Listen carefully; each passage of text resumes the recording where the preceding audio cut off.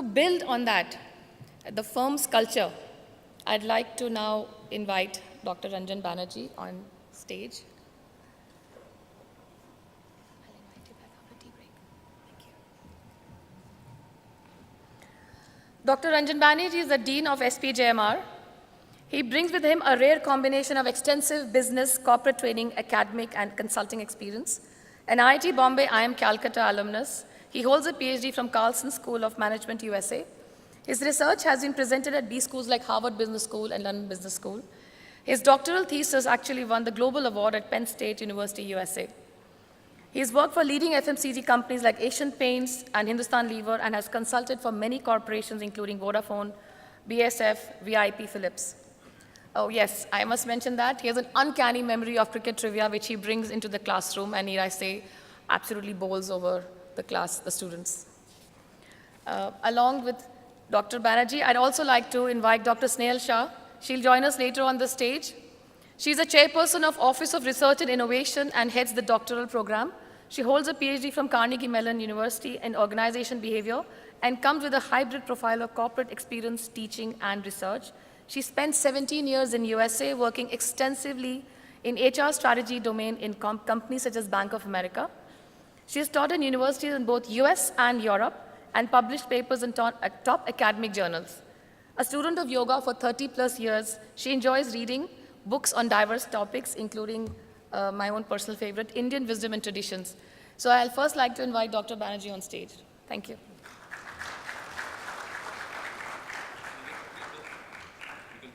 Stage, and I just need the clicker. Am I audible at the back? Is it clear and audible at the back? Can I just get a kind of handshake?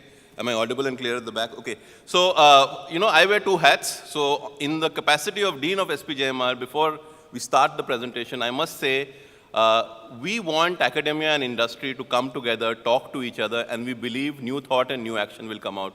So, before I start anything, thank you very much for being here. So this is an honest thank you to the entire audience for being here. This is the beginning of a journey. There is a lot more we will do together. So I think the thank you is the first thing that needs to be said. Two prefatory comments occurred to me as I was listening to Dr. Govindarajan. I must also mention SPJMR is SP Jain Institute of Management and Research, and as Ratika has said before, there is only one campus. Ratika talked about cricket stories. So here is a cricket story for you. Visualize a test match. Virendra Sehwag has scored a century. He's walked back to an ovation. The batsman at number 4 is Sachin Tendulkar. Rahul Dravid walks in at number 3. That is who I am today. So there is Sachin Tendulkar to follow. There is Sehwag who has just left the crease, and that's the role that we are playing. The second, I found it very interesting. It's very clear where Dr. Govindarajan's heart lies when he mentions the metros. He says Madras, Bombay, Calcutta, Delhi. So Madras is always first, number 1. And there is no Chennai and no Mumbai. There is Madras and Bombay. And I think these are always nice things to note. Is there a clicker or should I just move from the slide? Okay, what are we going to talk about? We're going to talk about 3 things. We're going to talk about a global study on what makes firms consistently innovative. Many of you may not be familiar with the study, so I will quickly summarize the study. We will talk about some of our own research. Thomas Puliel, the former head of IMRB, is with us as a faculty, and he has headed the research. I will give you some salient findings. And along with Snehal, we will then talk about some tangible things that we think Indian companies can do. So what makes firms consistently innovative? Gerard Tellis at USC Marshall, Rajesh Chandy at London Business School, and Jaideep Prabhu, they studied radical innovation across 759 firms in 17 countries.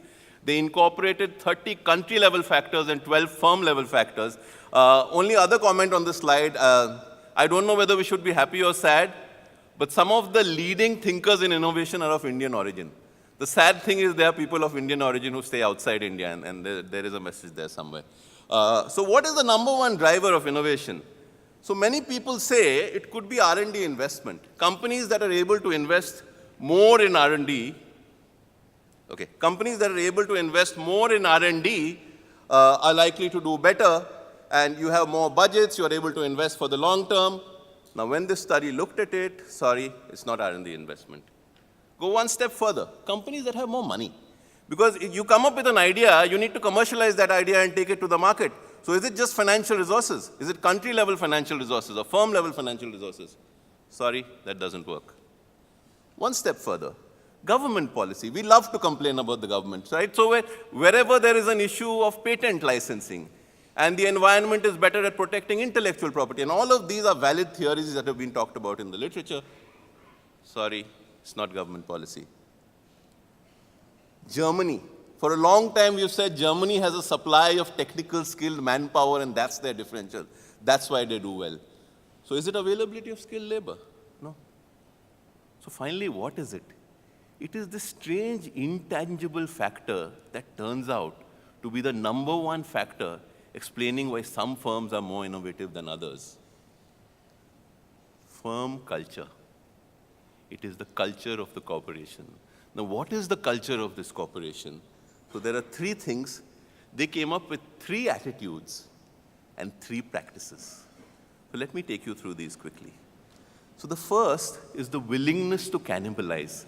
Thomas Watson of IBM famously said, I think there's a world market for about 5 computers. Now, what is the point? The point is that when you are successful, and this is like Philips. Philips is very successful in CFL, Philips is very successful in conventional lighting. So when you look at LED, the problem is that there is a business leader in Philips who is responsible for CFL, and he has to be willing to cannibalize his revenues for the new innovation to come. So the willingness to cannibalize today's revenues for tomorrow's revenues is not a quality that all companies are able to put together. So this is the first factor that they found. The second is what is top management thinking about, and I think Dr. Govindarajan talked about this. What are they talking about? Interestingly, research on textual analysis shows that there are at least 2 studies which show this, that if you analyze CEO speeches and investor briefings, CEOs who use more future-focused language, it is actually a predictor of innovative outcomes of their companies 3 to 4 years down the line. Of course, this kind of research relies heavily on the vagaries of the English language because tenses can be sorted within the English language. Finally, tolerance for risk. And what do we mean by tolerance for risk? By its nature, radical innovation is more risky. The cash flows are more uncertain. So what do the better companies do? They have a portfolio of projects ranging from incremental to radical, and they are balanced across this chain. And they use both internal and external sources of innovation. And this is a theme we will come to later. Quickly, what are the things that, these were 3 attitudes. Now we are talking about 3 practices. What are these practices? The first is that in the best companies, there are product champions charged with innovation, and they are empowered. They are empowered to act. And I was having a chat with Rajesh Chandy yesterday, and he said, it's very interesting. Product champions exist in the innovative companies and the not so innovative companies. In the innovative companies, the product champions are empowered to act and energize. In the non-innovative companies, they are complaining about their bosses. Incentives for enterprise. What does this mean? What incentives for enterprise means typically is that if you look at businesses, there is an element of punishing failure and there's an element of rewarding success. When you look at innovation, innovation does not give you results in a year. It gives you longer term results. So are there medium term metrics which you're incentivizing? Also, are the rewards for innovative success disproportionate? Unless the rewards are larger, you're not creating the right incentives. Because the entire KRA system is clearly not geared to anything more than the next 1 year and sometimes even less.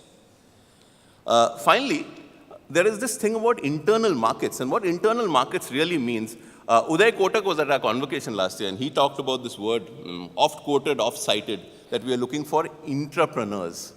What this means is that if there is somebody in the company with an idea, can he take his idea to the right people?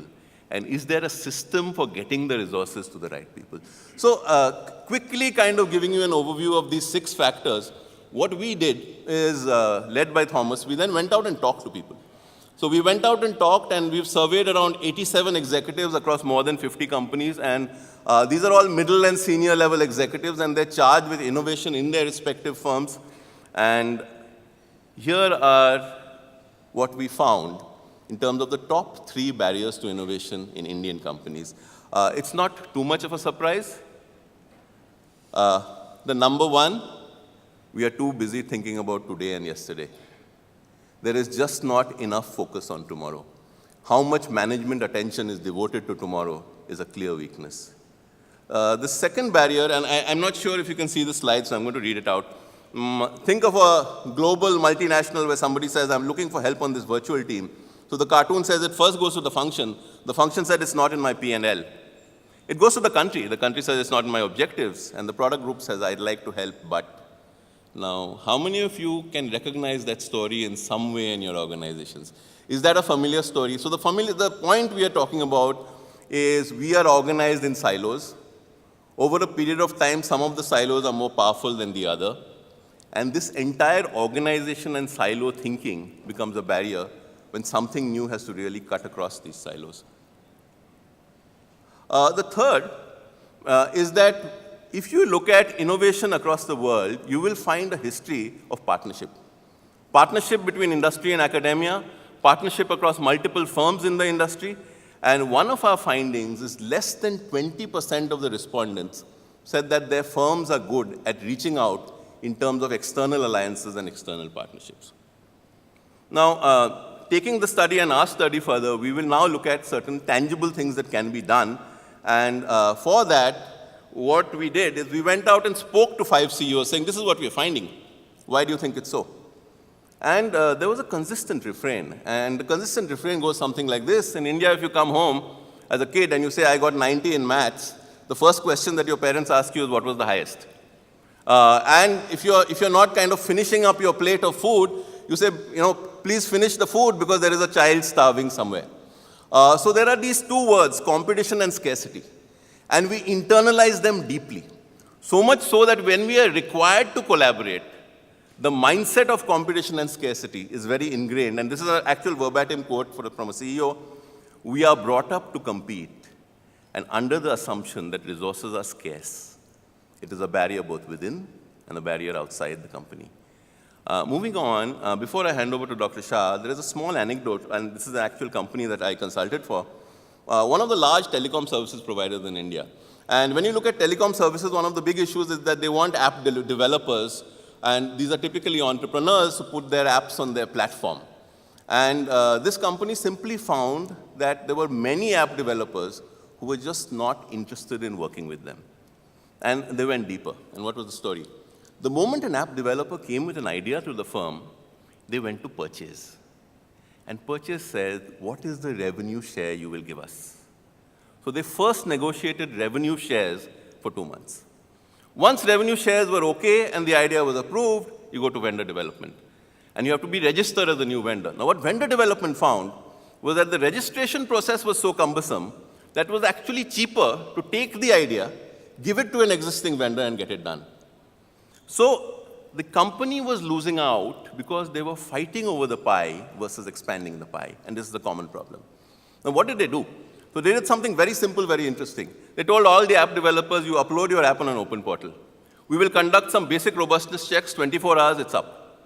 So now all of this is up, and for 1 month, you let the market decide. At the end of 1 month, you identify your top 10 apps.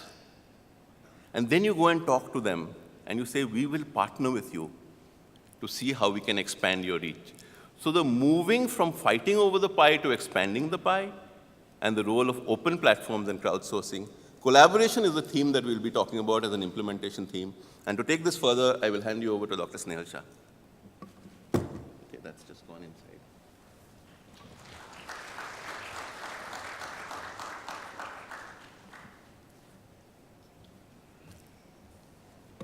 Good afternoon. So what I'll do is I'll continue from where Dr. Ranjan left off, and I will just talk about how the presentation, which is going to be from now, is different from what he has talked about. So here in the last few minutes when he was talking, he talked about barriers to innovation within the organization, within the boundaries of the organization in terms of the firm culture. What we are going to do in the rest few minutes that we have to present the white paper, we are going to look at how we are shifting to understand a unique model, which I will talk about subsequently, in understanding how we can use a strategic framework to understand that model to look at collaboration between companies. And if that, we propose that it's a point of view that we are proposing, that if we can do it well and in the right spirit, there is a whole potential to unleash innovation potential of the companies. But before we do that, let's look at what is a scorecard for India in terms of innovation. And Dr. Govindarajan himself has talked in different ways, but I'm trying to just get the facts here.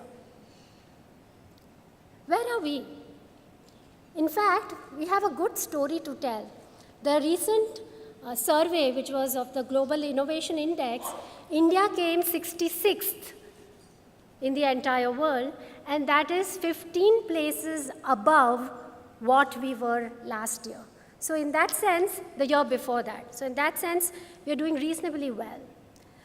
There are some reports that are coming out of Asia, which says that India has become the hotspot or area where innovation centers, innovation hubs, research centers, research labs, so it's become a hot destination. So even that is good news. And what is consistently emerging in this is that, and as Dr. Govindarajan pointed out, that we are really good at this performance gap kind of innovation, the box one, which he talks about in his book.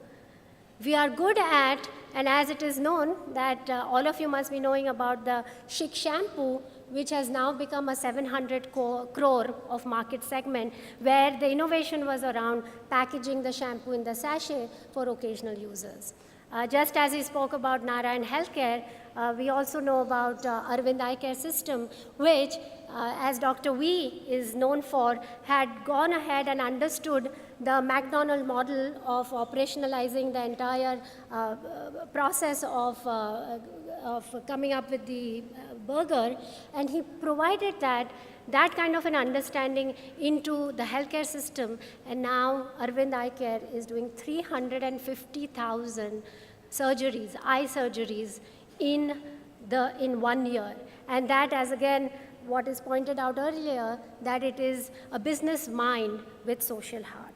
So what we are saying is that though we are reasonably good in this kind of a incremental performance gap kind of innovation, where are we going to get these ideas, or how are organizations that all of you represent in this audience are going to come around with this breakthrough, this mind-blowing or big splash innovation? And just another point in this whole thing, that if we are able to do this, we are going to, in fact, this is a PricewaterhouseCoopers PwC report, which says that our economy has the potential to grow from $2 trillion to $10 trillion. How are we going to do this? In our mind, there are two explanations for it. One is what is already written in research, and all of you must be knowing, is the demand side of innovation. Demand side, as we have seen, is understanding the market gap and fulfilling it, what we've been doing, and we are pretty good at it. But more interestingly, the other part is what is known as the supply side innovation. What is the supply side of innovation? It is trying to understand what is even the need that the customer himself or herself doesn't understand or hasn't. So it's called the latent need. So if we can start researching, we can start looking and putting our money, rupees and dollars, into research on creating those products which the customers don't even realize that they will have a need for. If we are able to do that, we are going to go into this non-linear kind of innovation. So here is this presentation where we are proposing a framework where we are saying, how do we get there? How did we do it? How do we do it? Here is a concept of what we call is co-opetition. In simple words, co-opetition means collaborating with competitors. I repeat, There is research out there, and there is a strategic model which says we can collaborate with our competitors to unleash this non-linear innovation that we are talking about, which all of us want to know this kind of a secret or a magic formula. Here, also called as frenemies. Frenemies is what, how can you really be friends with your enemy? But that's what, it's a counterintuitive logic, but that's what we are proposing. Why does it make sense? Do we really have to think about our competitors and say we need to find ways to collaborate? The answer is yes. Because it's no longer, the whole definition of competitors has changed in this VUCA world and the fast-paced economy, the world of today. When we are looking at our competitors, it's not the next in-line competitor that we are trying to bite the piece of the pie. It is some third enemy lurking out there, such as Apple and Google making driverless cars. So it's not that Toyota and GM are fighting over their own share. It's somebody else coming out, and perhaps soon they will find that they themselves are becoming extinct. Both of them together, the whole industry together, which happened in CDs, compact discs, which happened in Walkman. And there are many examples. Even Kodak camera is an example for that.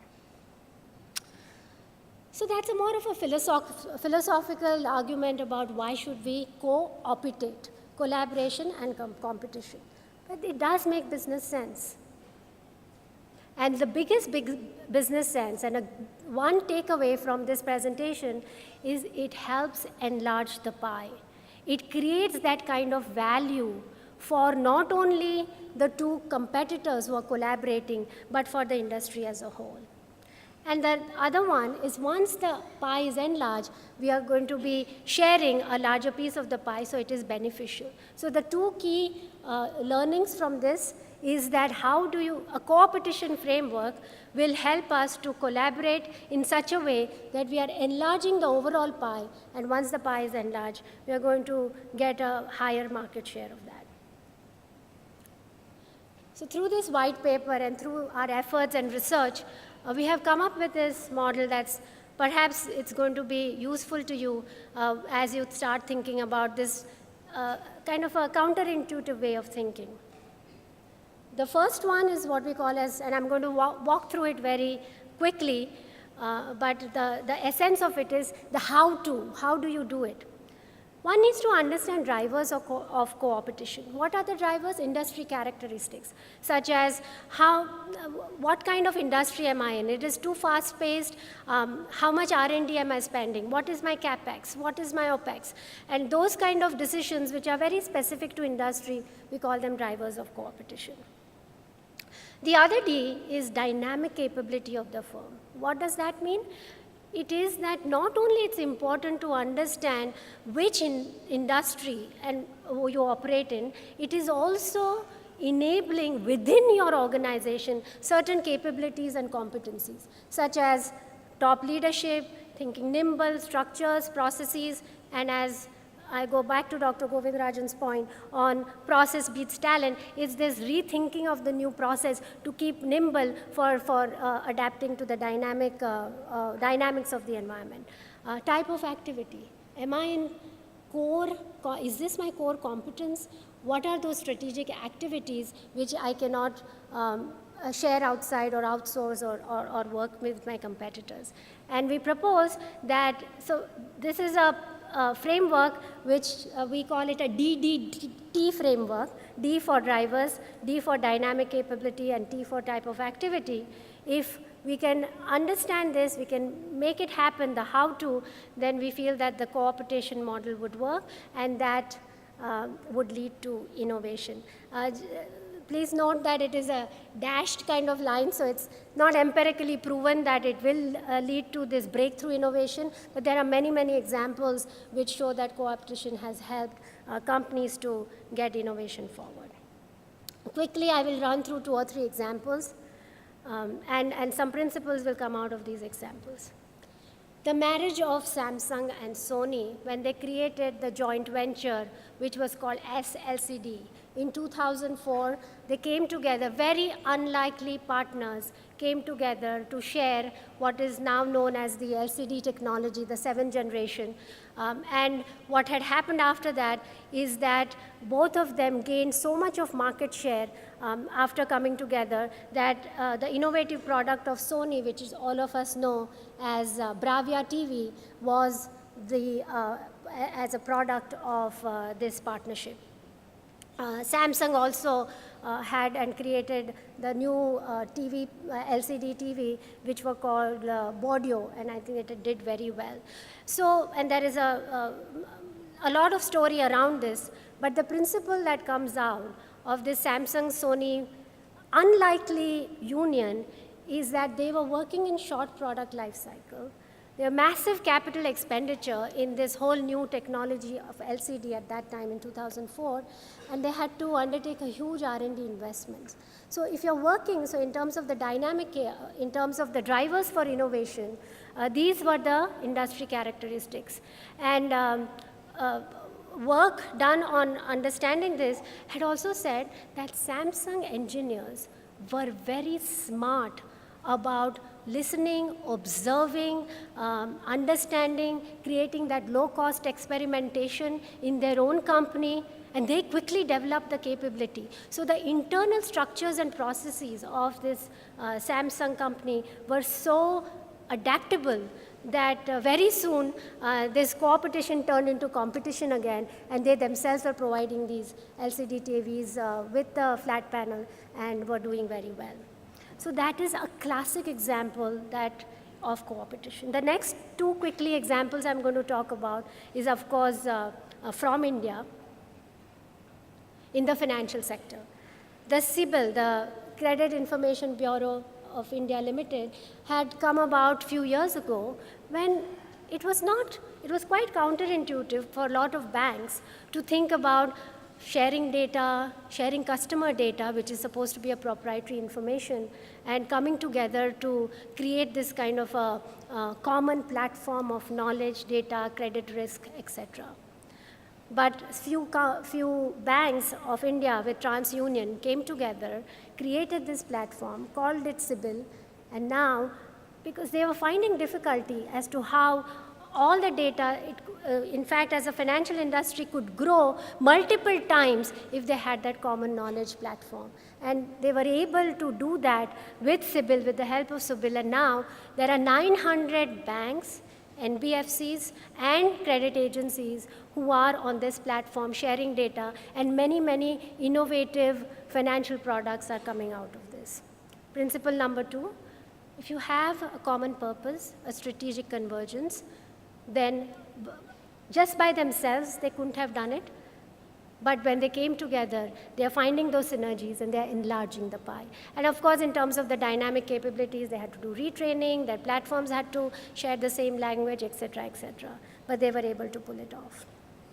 And the last example is telecom sector. You must have heard about Indus Towers, where fierce rivals, Airtel, Idea, and Vodafone, came together to reduce the infrastructure cost by sharing the cell towers. Competitors collaborating for reduction and increasing efficiency, reduction of cost. And so in this, the point and the lesson that we learn in terms of a principle going forward is that if we are able to differentiate between what is my strategic advantage, what are my core competencies, one should not compete, one should not collaborate with the competitors. But in this case, in terms of tower and infrastructure, when it is your non-core activity, a kind of a hygiene factor, you can find avenues to collaborate with your competitors to find some synergy and kind of make breakthrough kind of innovation. So all these things, putting it together, we will have the white paper that will be sent out to you in a few days, understanding that co-opetition, collaborating with competitors is a good way forward to get to the nonlinear innovation that we've been talking about. Now I would request Dr. Ranjan to come up on stage again to wrap it up in the context of SPJMR. Thank you.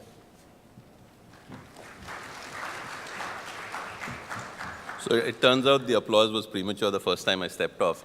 A couple of quick ones, and I think at this point in time, we are going to put together the views of all the panelists together and some of the research we've done into one comprehensive white paper, and it should reach you by February 15. That's kind of the target that we're putting.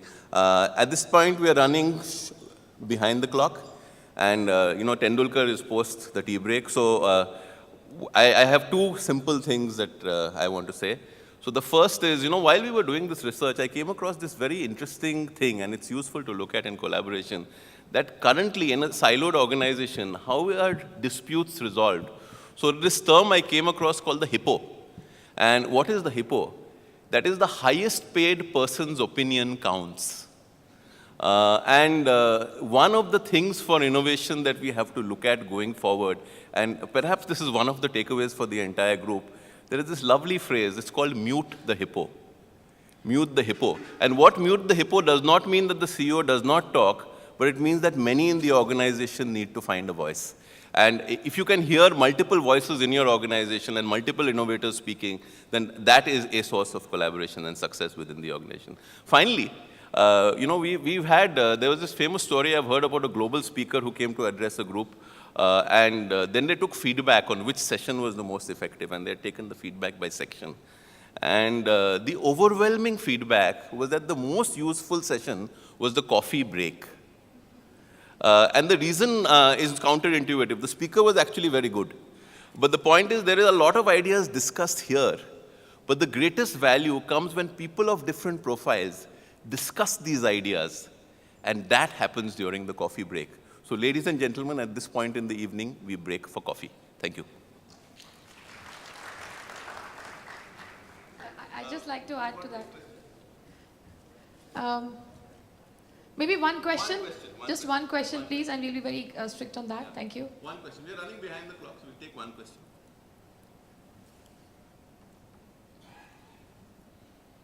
Thank you, Dr. Ranjan Banerjee and Dr. Snehal Shah, for very inspiring and invigorating presentation. I'm Akhil Jha from Shell.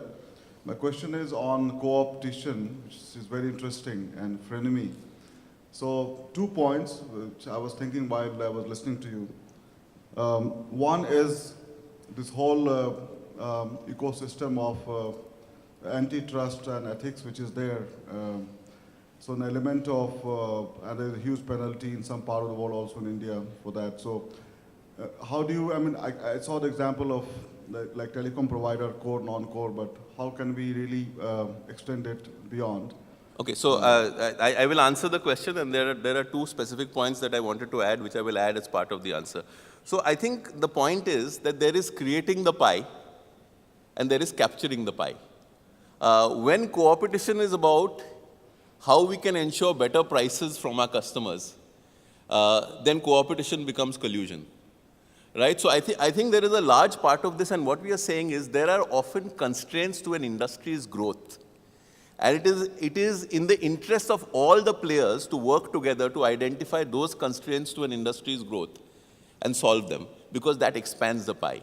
As long as it is expanding the pie and creating value for customers, the trust element will not come in. So I think it is an industry-specific answer, but conceptually this is the answer.